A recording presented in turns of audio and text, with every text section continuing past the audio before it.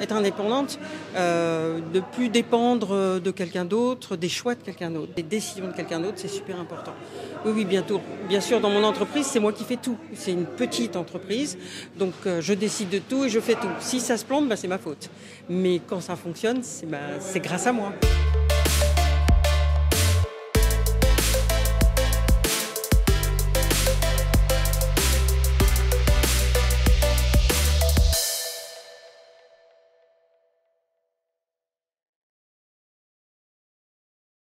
Ma vie de chef, c'est PME des Pays de la Loire. Bonjour Sophie. Bonjour. Sophie Berg. Sophie Berg, broderie d'art. Brodeuse d'art. Brodeuse d'art, un beau métier. Un métier magnifique, un métier passion que j'adore, que j'ai appris il y a 15 ans à Paris et que je fais depuis avec bonheur et passion. Alors il y avait une vie avant ces dernières 15 années. Tu faisais quoi avant, Sophie ? Avant, j'étais dans la presse parisienne, Télérama très exactement, et je m'occupais des abonnés en fait. Alors une vie plutôt réglée, métro boulot dodo à Paris ? Oui, c'était un peu ça, oui. Alors avec un peu de culture un peu partout, parce que quand même, Télérama, et puis parce que j'adorais ça déjà. Il y a un moment, il faut réveiller ou activer la passion qui sommeille en soi ? Il y a un moment, il faut se demander pourquoi on fait les choses, et c'est ce que j'ai fait. Il y a un rapport au temps quand même, au temps qui passe, au temps qui doit durer, et finalement s'investir, c'était cette mission qui a animé tes premiers pas pour devenir indépendante ? Oui, c'était vraiment important. Et puis le temps justement, en fait, je dis toujours à mes élèves et puis à tout le monde que le secret de la broderie, c'est le temps. Et moi, j'en avais un peu assez de faire des choses mécaniques. Les métiers pour un chèque à la fin du mois, c'est bien, hein, il faut avoir la chance d'en avoir. Mais quand on peut en plus faire un métier qui vous passionne et se lever tous les matins en se disant qu'on va créer, qu'on va échanger, qu'on va vraiment pouvoir s'impliquer dans son métier, c'est primordial.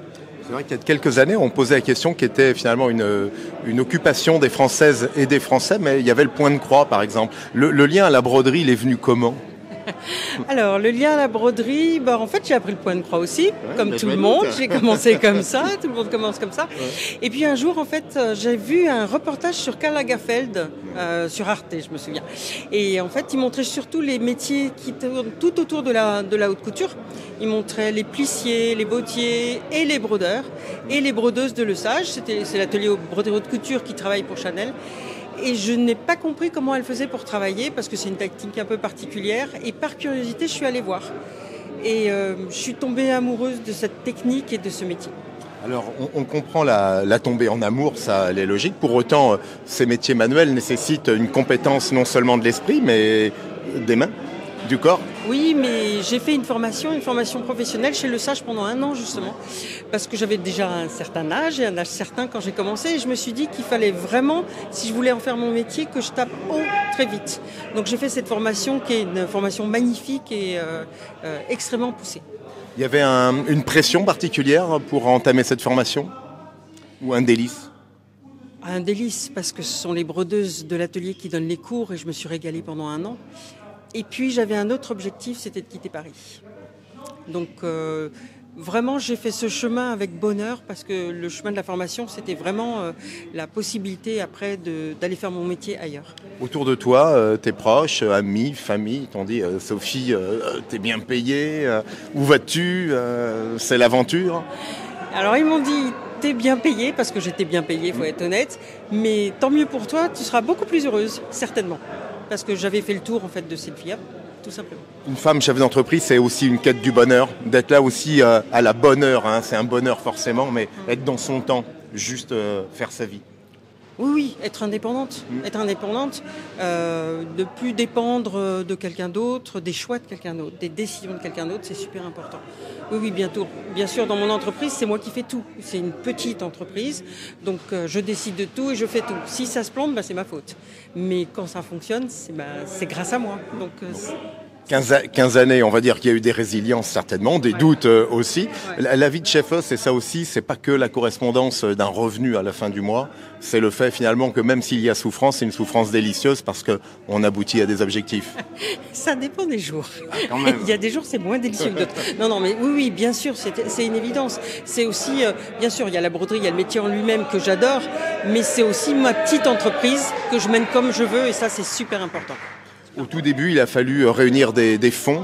C'est des métiers qui nécessitent de l'investissement, de l'amortissement. Non, pas le métier de broderie d'art. En fait, je fais tout à la main, donc j'ai pas de machine à acheter. C'est des aiguilles, des petits crochets, après c'est du matériel pour travailler. Non, il n'y a pas un gros investissement. Donc le rapport était plus sur la prospection commerciale, la définition finalement du cahier de commande. Ça, c'est un autre job. Ah oui, mais absolument. Et d'autant plus fort que la broderie d'art n'est pas la chose à laquelle on pense en premier.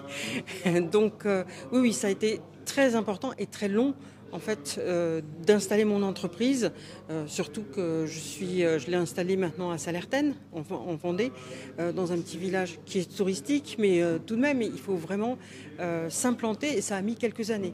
Les premières années, d'ailleurs, je travaillais par ailleurs, 2 jours par semaine ailleurs, parce que c'était impossible de démarrer comme ça sur un métier comme la broderie. Finalement, quand on est chef d'entreprise, on déploie du produit, aussi du service. Tu vends aujourd'hui peut-être de la formation. Il y a des gens qui viennent acquérir des compétences. Ah oui, moi je dis toujours que j'ai 3 activités en une. La première activité, c'est la base de mon métier, c'est les accessoires de mode et de décoration. La deuxième partie de mon métier, c'est la formation. Je donne beaucoup de stages à des élèves vraiment de tous âges. Mes plus jeunes élèves ont 14 ans jusqu'à la plus âgée à 83 ans maintenant. Oui, c'est très important la formation. D'abord, la transmission de ces métiers est importante, et puis c'est aussi un excellent fond de roulement. Et la troisième partie de mon métier, en fait, ce sont les tableaux. Là, c'est plus côté art plastique. Alors justement, on parle souvent de réseau lorsqu'on est à la tête de son entreprise. Les métiers d'art sont un réseau à part entière dans leur diversité de pratiques et de savoir-faire. Là aussi, avec Salertaine, qui est un haut village quand même, parce que on est ici sur une cathédrale, je dirais, des métiers, pas que des métiers d'art, mais c'est important aussi de se fédérer en ce point identifiant et identifiable, parce que Salertaine l'est quand même. Ah bah c'est primordial. Salertaine est ville et métiers d'art. C'est le seul village de Vendée, ville et métiers d'art. On est un regroupement d'artisans d'art avec des métiers différents. Il n'y en a pas de compte de mes métiers, mais c'est primordial. Moi avant, j'habite à l'Herbergement, je n'habite pas à Salertaine. Et à l'Herbergement, je faisais partie de l'association des artisans et commerçants de l'Herbergement. Mais on n'avait pas les mêmes problématiques. J'étais le seul artisan d'art et c'était un peu différent. D'être regroupé avec d'autres artisans d'art, on a les mêmes problématiques sur les salons, sur le côté commercial, sur le côté comptable aussi. On se donne vraiment des coups de main et puis on s'est regroupé dans une association, ce qui nous donne une force et une visibilité hyper importante. Développer un métier d'art, un atelier métier d'art seul, c'est extrêmement compliqué actuellement, extrêmement compliqué. Il faut vraiment être visible et pour ça, c'est primordial d'être avec les autres. La compétence, lorsqu'elle est mise en émulation, dans une démarche plutôt tribale, c'est-à-dire la hiérarchie n'existe que par la proposition qui peut être faite, en fait, là aussi, tu as permis de t'épanouir en tant que chef d'entreprise en broderie. Ah oui, parce que ça, j'y pensais pas du tout. Je voyais bien le côté regroupement, je vais être plus visible parce qu'on sera nombreux. J'avais pas du tout vu que ça me ferait énormément progresser sur mon métier, bien qu'il n'y ait pas d'autres brodeurs. Mais par exemple, justement, les tableaux, c'est parce qu'il y avait un encadreur qui n'est plus là maintenant, mais qui m'a dit, allez, fais des tableaux et moi je te l'encadre. Va jusqu'au bout, va plus loin. Je vais chercher très souvent les matériaux de mes collègues. Je fais des tableaux avec de l'émail sur cuivre, avec du cuir, avec du bois, avec plein de matériaux comme ça. C'est une formidable émulation. Alors justement, cette émulation, un jour ou l'autre, il faut savoir la transmettre. C'est quelque chose aujourd'hui qui peut, comme on dit, te tarabuster. Je ne sais pas si c'est du patois vendéen, mais quand même. Je commence à y penser. Mais... Transmettre, oui. Transmettre le métier, ça c'est clair. Ma plus grande fierté, c'est que j'ai 4 élèves depuis 10 ans, parce que c'est vraiment depuis 10 ans que je donne des cours. J'ai 4 élèves qui sont partis en école de broderie et qui font le métier. Ça, c'est vraiment ma grande fierté. Vraiment. J'adore toutes mes élèves. Mais vraiment, ces 4-là, j'avoue que j'en suis fière. Alors justement, de cette fierté, on termine souvent ces premiers regards avec 3 mots qui donnent sens finalement à une vie de chef. Parmi d'autres, bien sûr, mais s'il fallait en retenir que 3. Oh là là. La transmission, la passion, et puis la flexibilité, on va dire.